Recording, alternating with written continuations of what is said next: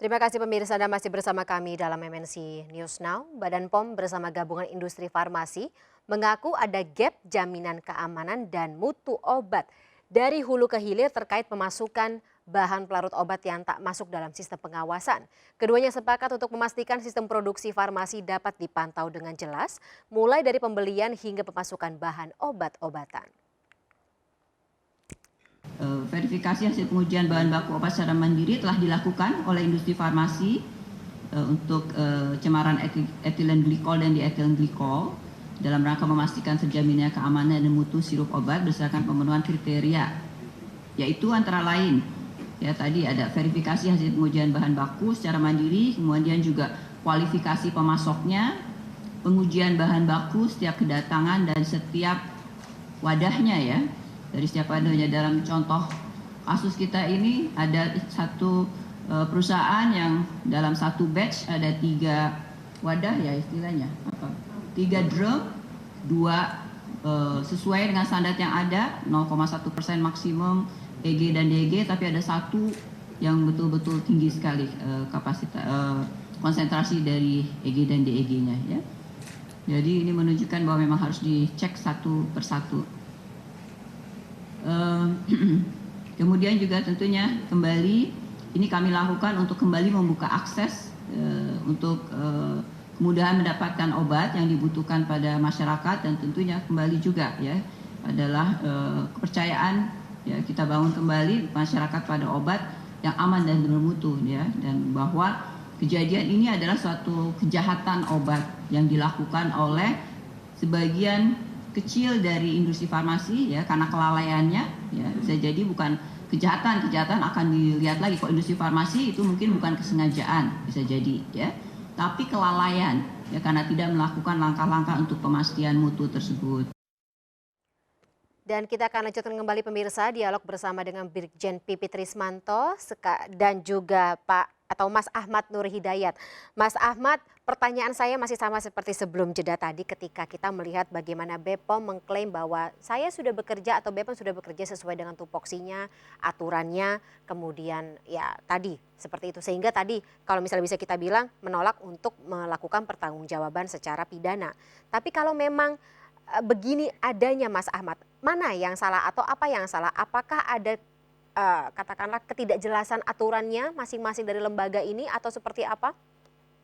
Ya, ini kesempatan yang baik menurut saya untuk mengevaluasi BPOM ya. Apakah BPOM dengan tupoksi yang diberikan oleh pemerintah ya nomor 22 tahun 2020 ini sudah mempunyai kelengkapan orang, SDM ataupun alat. Saya khawatirnya mereka dikasih tupoksi yang besar, tetapi ternyata mereka tidak punya kemampuan teknis di lapangan. Misalkan begini, yang publik rasakan ketika BPOM sudah memberikan label semua obat yang punya izin edar BPOM itu sudah aman, layak dikonsumsi. Kan masyarakat langsung percaya. Tapi kalau ternyata BPOM hanya memeriksanya sampling atau di drumnya saja sebelum dia kemudian dicampur, berarti ini di sini ada unsur menurut saya kok bekerjanya secara sampel ataupun agregat dari bahan baku. Kan kalau publik seperti kami kami kan pingin BPOM yang begitu cermat ya. Jadi yang diperiksa itu adalah per botol yang betul-betul kita konsumsi. Contoh kan agak aneh, misalkan kandungan EG yang diizinkan adalah 0,1 miligram. Tetapi kok bisa dalam botol itu diketahui ada 48. 100 kali lipat di dalam satu botol itu. Itu yang ditemukan sampling ya. Dan ini kan menurut saya pertanyaan publiknya adalah ini siapa yang bertanggung jawab? Kan pasti publik mengatakan BPOM dong. Kan kita publik taunya bahwa QC-nya setiap di BPOM obat, kan?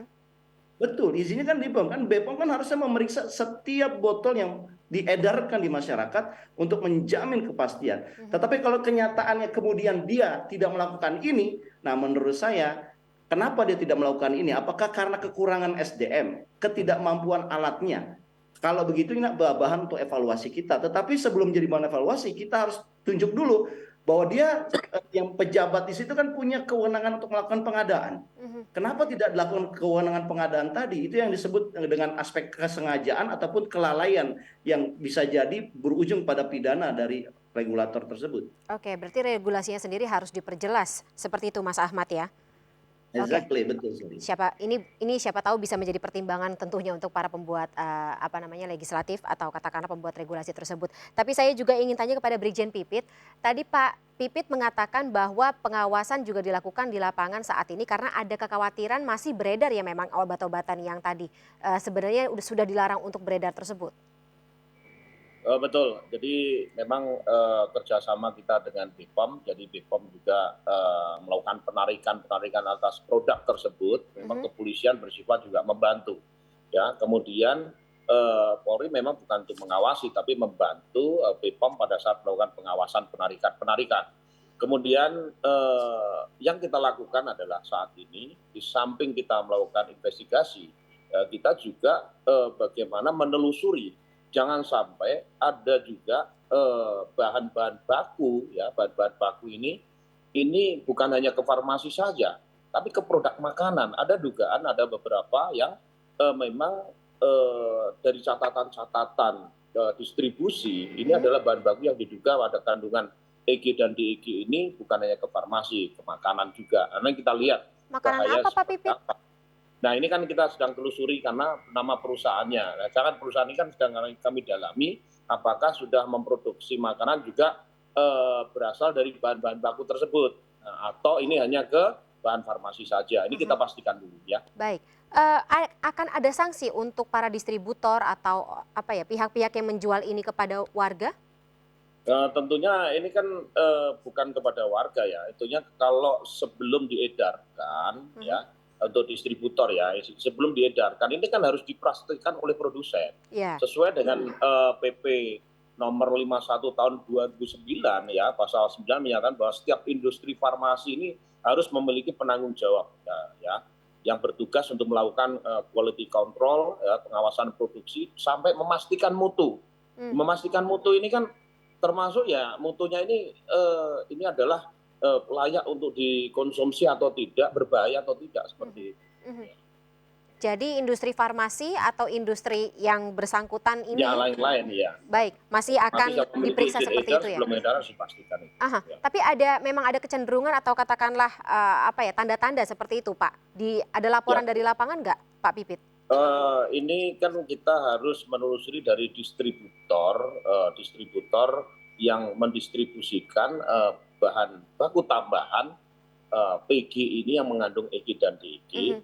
Ini distribusikan kemana saja. Ada ke farmasi atau ke tempat lain yang dikonsumsinya akan membahayakan. Ini juga kita telusuri agar dapat mencegah juga masalah kesehatan. Semoga jangan sampai benar-benar dikonsumsi ya, karena ini Mas Ahmad jadi concern tersendiri, ternyata tidak hanya ada di obat sirup, cemaran EG dan juga DEG ini bisa terjadi atau ada di makanan. Bahkan tidak hanya di makanan, udah proven ada di obat batuk dewasa yang sirup EG itu. Tapi persoalannya kenapa orang dewasa tidak seperti anak-anak? Nah, menurut teman-teman medis, ya karena kandungannya udah 48, ginjal orang dewasa masih bisa menyerap, tetapi kan itu udah salah. Tetap salah ya apapun itu ya. Tidak ada korban dewasa, karena itu sudah salah. Nah pertanyaannya, kok bisa diedarkan? Lagi-lagi kita mempertanyakan, BPOM apa tugasnya? Nah yang kedua yang ingin saya sampaikan Pak Pipit, saya mohon pihak kepolisian juga transparan ya. Terutama saya dengar sudah ada 4 direksi, meskipun yang datang 2, BPOM yang dipanggil. Kita belum tahu nih Pak Pipit, namanya siapa? Bagian dari unit apa? Tentunya publik juga ingin bertanya-tanya supaya ada kasus juga. Yang kedua, BPOM kita ini, kita juga perlu waspada ada vested interest. Banyak contoh misalkan ada makanan, produk kita di BPOM Hong Kong dan di BPOM Singapura itu tidak bisa diedarkan karena mengandung pestisida tinggi. Tapi kita biasa mengkonsumsi itu sehari-hari buat rakyat kita. Pertanyaannya, apakah Badan Pengawas Obat dan Makanan di Hong Kong jauh lebih ketat dibandingkan kita? Kan harusnya untuk makanan kita sama-sama human being, harusnya standarnya sama dong. International standar. Namanya saja juga sama-sama BPOM ya Mas Ahmad. Exactly, makanya saya kira ini perlu kepolisian, bantuan kepolisian juga, masyarakat berharap yang seperti ini vested interest, adanya konflik kepentingan, ya udahlah lulusin aja karena mendapatkan sesuatu ini perlu diselidiki Pak menurut saya. Baik, Pak Pipit mungkin bisa diperjelas tadi ada 4 orang dari BPOM yang dipanggil?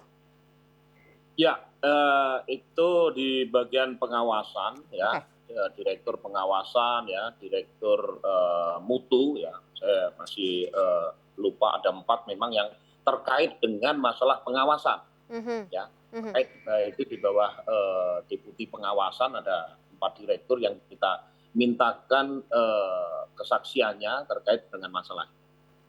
Oke, so far seperti apa hasil investigasinya, Pak?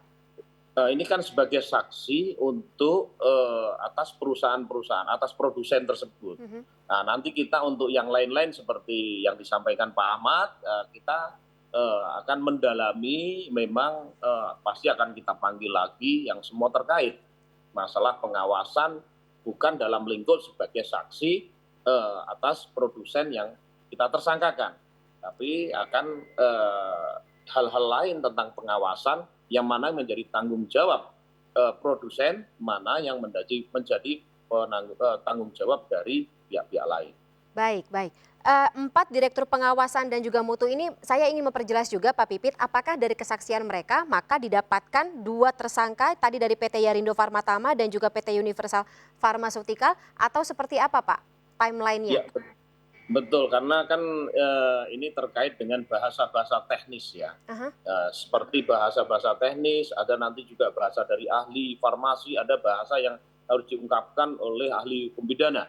Namun demikian nanti kita akan mendalami tentang khusus daripada pengawasan itu sendiri seperti apa yang dilakukan terkait dengan pengawasan-pengawasan yang dilakukan untuk yang di dalam produsen sendiri kan sudah. Tinggal yang di luar yang menjadi tanggung jawab bila dari pihak-pihak lain seperti BPOM itu sendiri. Oke, dan distributor juga begitu ya Pak? Betul, Oke. semua. Lagi-lagi tidak menutup kemungkinan akan ada penambahan tersangka dalam kasus ini ya? Ya. Baik, baik. Mas Ahmad, mungkin terakhir Mas Ahmad, kalau misalnya kita melihat ini regulasinya ada celah, kemudian juga ya polisi memang memiliki pekerjaan rumah yang banyak, termasuk dengan memburu satu tersangka yang kabur tadi katanya. Apalagi yang kira-kira bisa kita lakukan gitu, warga, stakeholder terkait, kemudian juga tentunya pembuat regulator harus dipush sejauh apa? Ya, pertama saya ingin katakan, marilah kita memulai penguatan institusi itu dari orang yang dipilihnya. Dan kalau kita mau lihat kan harusnya put on the right place, the right person, the right man. Nah, kalau kita lihat dalam kasus kesehatan di Indonesia akhir-akhir ini agak aneh ya. Saya agak mengkritik misalkan dunia kesehatan kita kok diisi sama orang-orang engineer. Ya, Kementerian Kesehatan kita orang engineer dari ITB. BPOM juga yang harusnya orang kesehatan obat-obatan, ini juga diisi oleh engineer juga, teknik lingkungan. Nah, saya kok melihatnya, kalau tadi Pak Pipi sudah mengatakan akan diujikan pakar-pakarnya. Kan ada pakar kesehatan, ada pakar farmasi, obat-obatan, dan makanan yang mumpuni di situ. Kenapa enggak itu yang kita pilih, yang kita tunjuk misalnya. Dan menurut saya ini adalah lesson learn yang sangat penting. Kita jangan sampai ya, lembaga yang betul-betul kita percaya dia akan mengawasi obat dan makanan yang kita konsumsi supaya aman, supaya sehat. Tetapi karena dia tidak mampu, akhirnya kita semua se-Indonesia celaka. Kan ini Anak-anak dahsyat lagi yang jadi sekali. korban. Rakyat dan anak-anak gitu loh, generasi penerus kita ini kan sangat sedih sekali. Dan kalau saya orang tua yang menjadi korban, saya akan tuntut betul itu. Kenapa? Karena ini kan putra saya, generasi penerus saya. Kenapa saya mengkonsumsi? Karena diberikan oleh, pertama mungkin diberikan oleh dokter. Kedua, dokter juga di rumah sakit mana, dia kan juga punya kontrol juga. Dan terakhir, farmasinya siapa? Ini urutannya banyak. Jadi saya membayangkan kalau Indonesia modern, hal seperti ini nggak boleh ada. Karena ini menunjukkan betapa lemahnya sistem regulasi kita dan sistem pengawasan kita. Demikian. Baik, baik Mas Ahmad. Jangan sampai lesson learn ini tidak jadi urgensi ke depannya, karena ya lagi-lagi ini kasus yang sangat fatal, collateral damage-nya seperti itu. Baik, durasinya sangat atau sudah berakhir Mas Ahmad dan juga Brigjen Pipit Rismanto. Terima kasih sekali atas insight informasinya dalam program kami sore hari ini. Sehat selalu Bapak-Bapak semuanya, kita jumpa lagi di lain kesempatan.